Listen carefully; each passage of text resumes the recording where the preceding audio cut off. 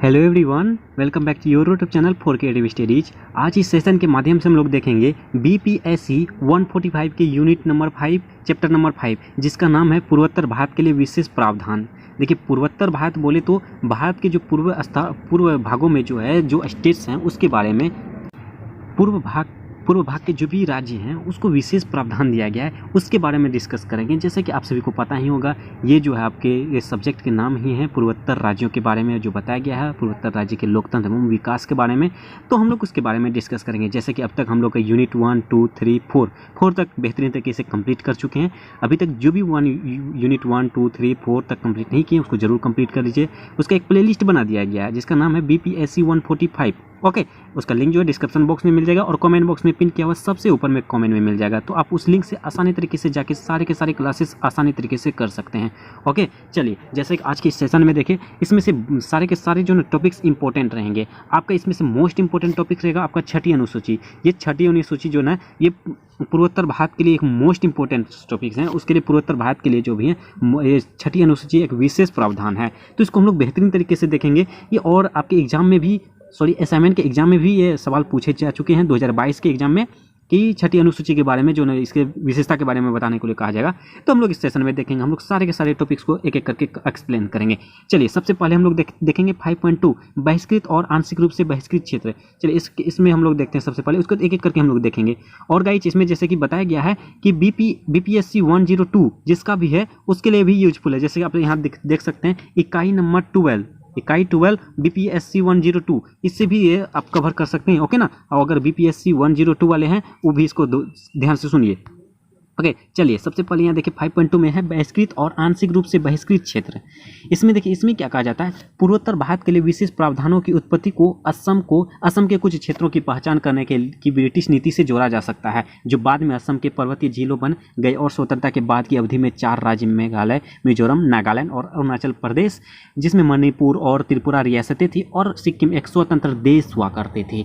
जैसे कि गाइस, इसमें बताया जा रहा है कि पूर्वोत्तर भारत में बोले तो असम, मणिपुर, मेघालय, मिजोरम, नागालैंड और त्रिपुरा और सिक्किम, ये सभी स्टेट के बारे में जो विशेष प्रावधान है, इसमें विशेष रूप से एक दर्जा दिया गया जो छठी अनुसूची से किया गया। उसकी उत्पत्ति जो है असम के कुछ क्षेत्रों की पहचान करने के लिए जो है ब्रिटिश नीति से जोड़ा जा सकता है। यानी कि सबसे पहले जो है पूर्वोत्तर राज्यों में सबसे बड़ा और सबसे पुराना राज्य है असम। ओके, तो उसमें जो है ना कुछ क्षेत्रों के, असम के कुछ क्षेत्रों को पहचान करने के लिए जो अंग्रेज थे उसकी नीति को जोड़ा जा सकता है, जो बाद में जो है ना असम के बहुत सारे जिले जो हैं पर्वतीय जिले बन गए। ओके, और जब स्वतंत्रता की प्राप्ति हुई थी उसके बाद जो है ना, यानी कि जो स्वतंत्रता मिली थी हमें, तब उसके बाद जो है यहाँ जो है ना इसकी अवधि में 4 राज्य, एक हो गया मेघालय, मिजोरम, नागालैंड और अरुणाचल प्रदेश, ये सभी राज्य जो है ना असम से अलग हुआ। ये सभी जो हम लोग यूनिट 1 में बेहतरीन तरीके से देख चुके हैं कि अलग सभी प्रकार के राज्यों में किस तरह से स्थापना हुई। तो ओके, और जैसे कि मणिपुर और त्रिपुरा उस समय जो है एक रियासत में थी, और मिजोरम एक प्रकार का अलग सा देश था, जिस तरह बांग्लादेश है,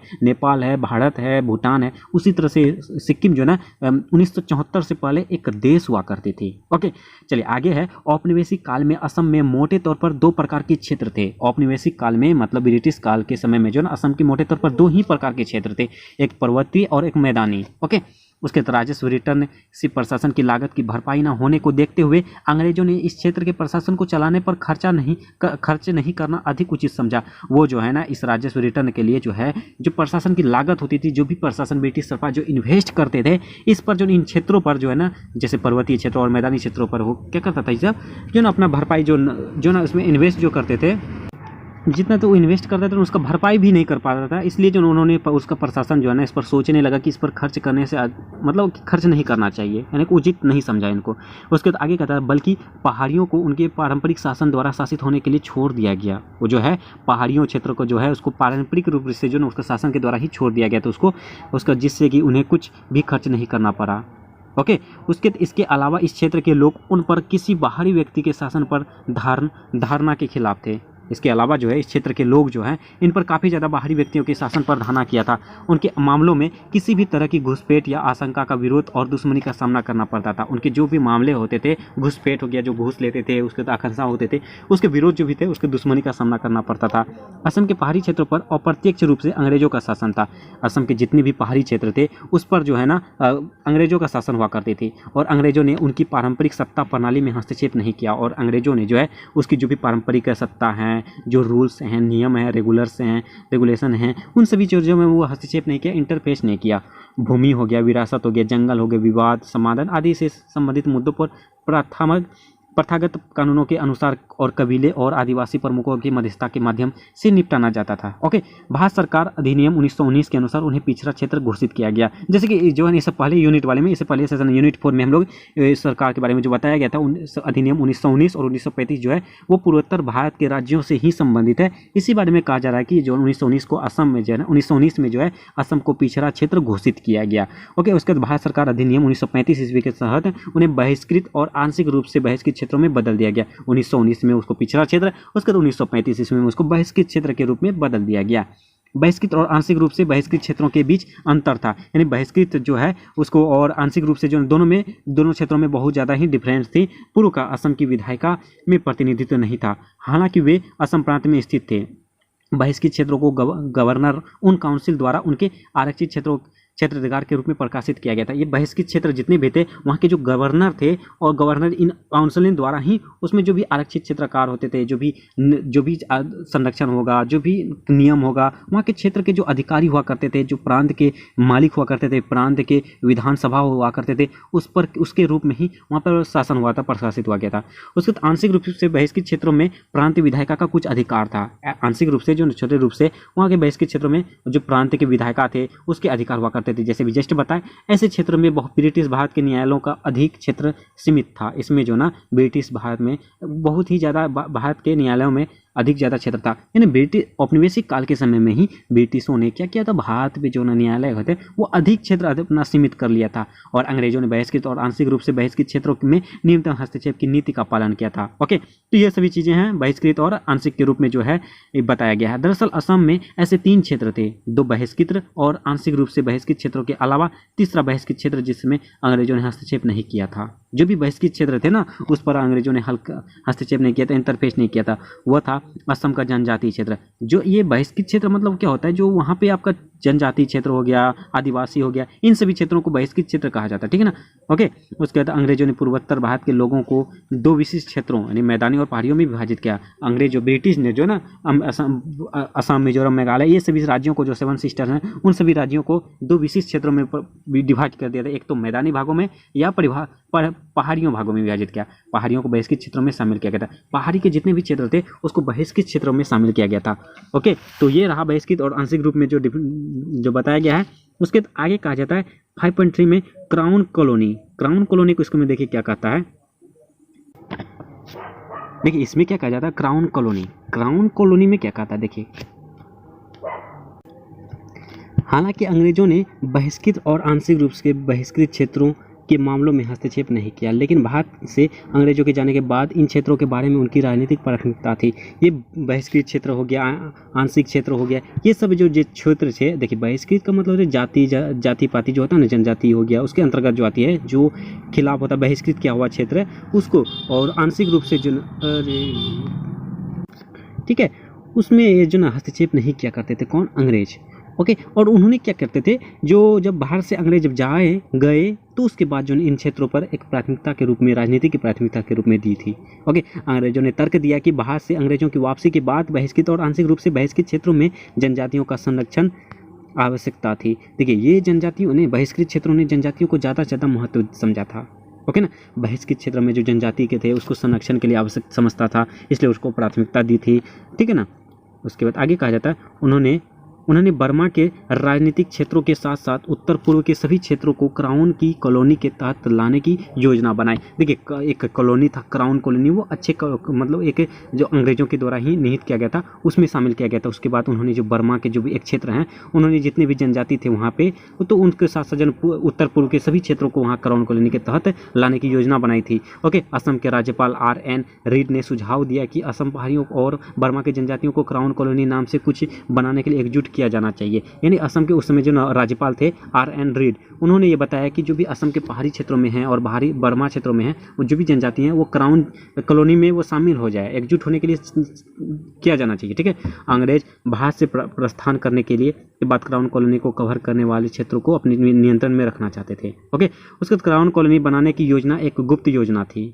ओके, ये क्राउन कॉलोनी जो बनाने के लिए अंग्रेजों के द्वारा एक छिपा हुआ योजना थी और इसे कैपलेट प्लान के नाम से जाना जाता था। इसे कैपलेट प्लान के नाम से यानी कैपलेट के द्वारा ही बनाया गया था, जिसका नाम रेगिनाल्ड कैपलेट के नाम पर था। यानी कि ये जो है कॉलोनी जो है क्राउन कॉलोनी जो थी रेगिनाल्ड कैपलेट के द्वारा ही चालू किया गया था। उन्होंने ही इस प्लान को गुप्त रूप से बनाया था, योजना बनाया था। ओके, इस सुझाव को भारतीय राष्ट्रीय कांग्रेस ने खारिज कर दिया। यानी जो क्राउन कॉलोनी जो था उसको जो भारतीय राष्ट्रीय कांग्रेस के थे उन्होंने इस पर विरोध किया था, खारिज कर दिया। नहीं, ऐसा नहीं होने वाला। क्राउन कॉलोनी के विचार को असम की जनजातियों के साथ रीड के उत्तराधिकारी एंड्रयू क्लॉ द्वारा असम के राज्यपाल के रूप में खारिज कर दिया गया था। ओके, ये जो क्राउन कॉलोनी के बारे में जो असम के राज्यपाल ने सहायता दी कि नहीं ये होना चाहिए, तो उसके जो ना वो रीड जो था, ओके, तो उसके उत्तराधिकारी को जो ना एंड्रयू क्लॉ द्वारा जो है असम के राज्यपाल के रूप में जो उसको खारिज कर दिया था। ठीक है, उसके बाद हालांकि बहिष्कृत और आंशिक रूप से बहिष्कृत क्षेत्रों के जनजातियों की रक्षा का प्रस्ताव संविधान सभा की बहस में लिया गया था। ये जो है ना ये प्रस्ताव जो है संविधान सभा की बहस के रूप में लेना पड़ा, बहिष्कृत और आंशिक रूप से जो भी जनजाति थे उसकी रक्षा के लिए। और बहिष्कृत और आंशिक रूप से बहिष्कृत क्षेत्रों के नामकरण को जनजातीय क्षेत्रों के रूप में बदल दिया गया था। और जो बहिष्कृत क्षेत्र थे उसके आंशिक रूप से जो भी बहिष्कृत क्षेत्र थे ना, यानी बहिष्कृत मतलब आप समझ चुके हैं ना कि वहाँ के जो जनजाति होंगे, जो बहिष्कार किया हुआ क्षेत्र था वो क्षेत्र जो है बहिष्कृत क्षेत्र हैं। ओके, नतीजतन संविधान सभा ने असम के आदिवासी क्षेत्रों के बारे में विशेष प्रावधान प्रदान करते हुए भारतीय संविधान में छठी अनुसूची बनाई, जिसमें से 4 राज्य बाद में उभरे। यानी कि जो ना ये इसके जो संविधान सभा ने असम के लिए जो है ना छठी अनुसूची तैयार किया गया था। छठी अनुसूची जो आगे अच्छी तरीके से बताएंगे कि इसमें जो ना 4 राज्य अलग हो गया था। ओके ना, तो ये सब चीज़ें हैं। बारदोली उप समिति, ये सब जो है ना हम लोग पहले भी देख चुके, गोपीनाथ बारदोली, इसके जो यूनिट 4 में हम लोग देखिए बताया गया। यूनिट 4 में इस सब के बारे में सिर्फ कुछ डिटेल से दिया गया है। ओके, तो अब हम लोग नेक्स्ट टॉपिक में जाते हैं। जैसे कि आप देखते हैं बहिष्कृत और आंशिक रूप से बहिष्कृत क्षेत्र क्या थे, ये आपको क्वेश्चन इस टाइप से पूछे जाएंगे। क्राउन कॉलोनी की अवधारणा की व्याख्या करें। और नेक्स्ट टॉपिक आपका रहेगा विशेष प्रावधान।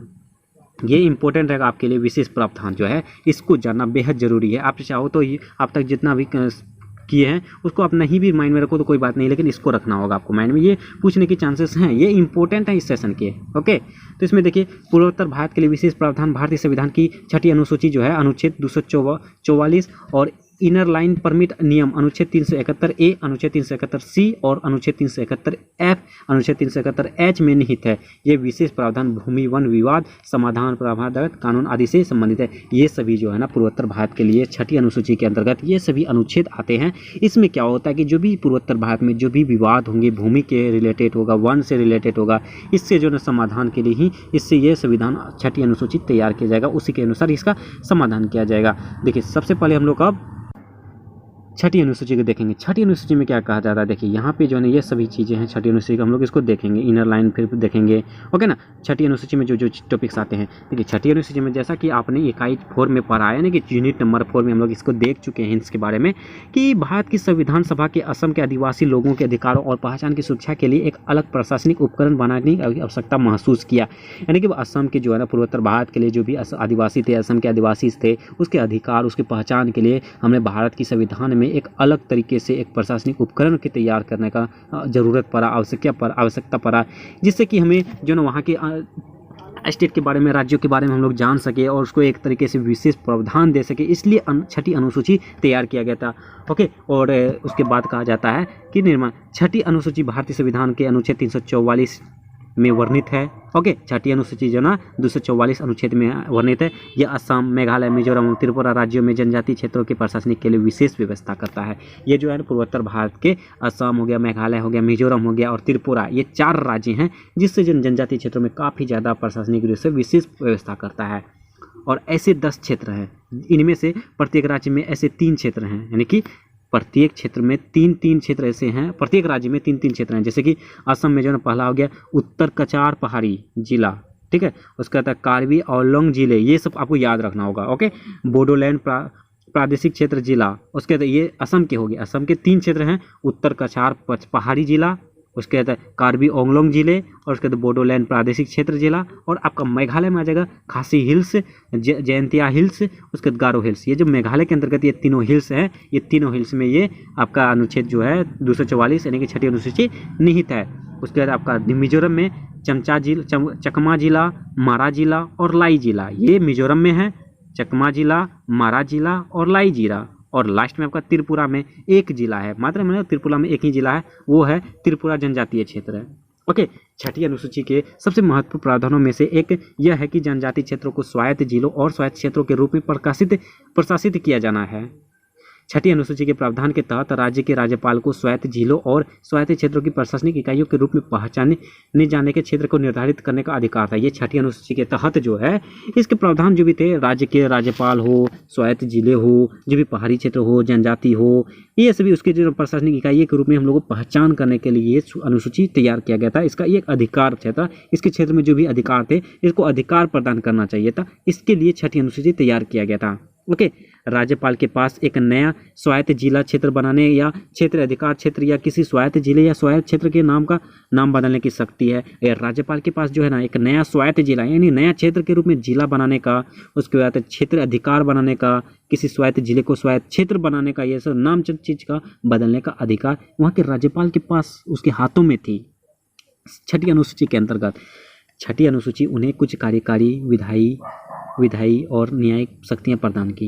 ये छठी अनुसूची जो है उन्हें जो है कार्यालय के जो भी चीज़ें हैं, यानी कार्यालय, विधायी, न्यायिक, ये सभी शक्तियां जो है सबके लिए होती है, वो उसमें शक्तियां प्रदान करती है। जो उन्हें भूमि के संबंध में कानून बनाने के लिए स्वायत्तता प्रदान करती है, जो से भूमि के संबंध में जो भी कानून होगी उसको बनाने के लिए स्वतंत्रता प्रदान करती है, स्वायत्तता प्रदान करती है। उनके वनों का प्रबंधन, आरक्षित वन के अलावा पारंपरिक प्रमुख और मुखिया की नियुक्ति, संपत्ति का अधिकार, विवाह, सामाजिक सीमा शुल्क, कराधान इत्यादि ये सभी चीज़ों को बताया जाएगा। उसके इकाई 6 में ये जो स्वायत्त प्रावधान परिवर्तन के क्षेत्र के बारे में पढ़ेंगे। ओके, पूर्वोत्तर भारत के अलावा भारत में अन्य क्षेत्र भी हैं। पूर्वोत्तर भारत के अलावा जो है भारत के अन्य क्षेत्र भी हैं जहाँ विभिन्न संख्या में जनजातीय आबादी है, जहाँ पे अनेक प्रकार की जनजातीय आबादी हैं। और जबकि पूर्वोत्तर भारत में पर्याप्त आबादी वाले क्षेत्रों को जनजातीय क्षेत्रों के रूप में जाना जाता है, जबकि पूर्वोत्तर भारत में जो असम, मेघालय, मिजोरम, त्रिपुरा, सिक्किम ये सब राज्य हैं, वहाँ के जितने भी आबादी वाले क्षेत्र हैं उसको जो है ना जनजातीय क्षेत्रों के रूप में हम लोग जाना जाता है। और अन्य क्षेत्रों में आदिवासी द्वारा बसाए गए क्षेत्रों को अनुसूचित क्षेत्र के रूप में जाना जाता है। और जो आदिवासी क्षेत्र है, आदिवासी के द्वारा जो बसाए गए क्षेत्र हैं उसको हम लोग अनुसूचित क्षेत्र के रूप में जाना जाता है। और छठी अनुसूची द्वारा संरक्षित आदिवासी क्षेत्रों में जनजातियों की तरह अनुसूचित क्षेत्रों में वे लोग अनुसूची के तहत संरक्षित है। ये छठी अनुसूची के संरक्षित के अनुसार जो है आदिवासी जितने भी क्षेत्र हैं, देखिए आदिवासी क्षेत्र और जनजातीय क्षेत्र में अलग है। आदिवासी क्षेत्रों में जनजातियों की तरह अनुसूचित क्षेत्रों में वे लोग अनुसूची के तहत संरक्षित हैं। ओके, और संसद के पास संविधान में संशोधन किए बिना साधारण कानून बना द्वारा इन्हें बदलने की शक्ति है। संसद के पास जो है, वहाँ के जो संसद थे, वहाँ के एमएलए जो थे, उसके पास जो नहीं संविधान के संशोधन के लिए ही, संशोधन के बिना साधारण कानून बनाना, इन्हें बदलने की शक्ति है। ओके, 5वीं अनुसूची के प्रावधानों में जनजाति सलाहकार परिषदों के निर्माण की परिकल्पना की गई। ये जो 5वीं अनुसूची थी, ये छठी अनुसूची की बात की जा रही है। 5वीं अनुसूची में क्या था, उसके जो भी प्रावधान थे, जो जनजाति थे, उसके सलाहकार थे, उसके परिषदों को निर्माण की परिकल्पना के लिए की गई थी। ओके, छठी अनुसूची में स्वायत्त जिला परिषदों या क्षेत्र परिषदों और के संबंधित क्षेत्रों की प्रशासनिक के लिए संस्था के क्षेत्र में रूप प्रदान किया गया था।